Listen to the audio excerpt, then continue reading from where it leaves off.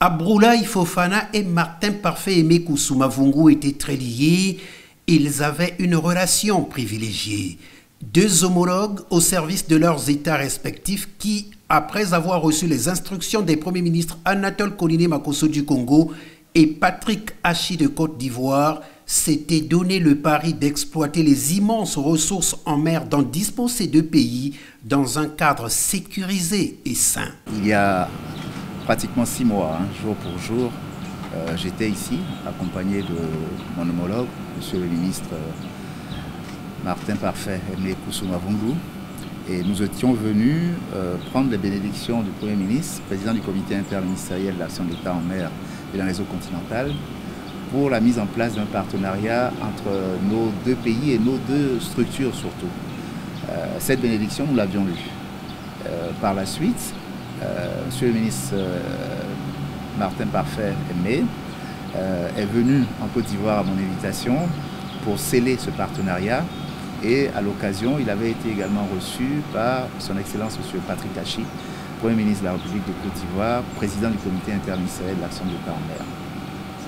Et c'est sur ces entrefaites que nous avons appris, malheureusement, après son départ et après quelques semaines, la triste nouvelle qui nous a tous consternés.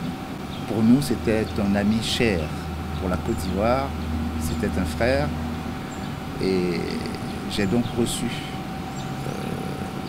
mandat de son Excellence, monsieur le Premier ministre de la République de Côte d'Ivoire, pour venir porter un message de condoléances personnelles à son frère, son Excellence, monsieur le Premier ministre. Très touché par la disparition brutale de son homologue, le secrétaire permanent du comité interministériel de l'action de l'État en mer de Côte d'Ivoire conduit une délégation venue participer aux obsèques officielles. Pour nous, c'est un deuil que nous portons également, autant que la République sœur du Congo, parce que monsieur le ministre Martin Parfait Aimé Koussoumavungu avait choisi la Côte d'Ivoire comme deuxième patrie. C'était un Ivoirien de cœur.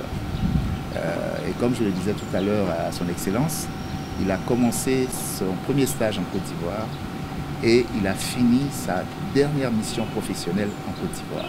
Nous nous servirons des balises qu'il a posées, a dit Abdoulaye Fofana, de façon à ce que le souvenir de sa mémoire soit toujours gravé dans nos cœurs et nos mémoires.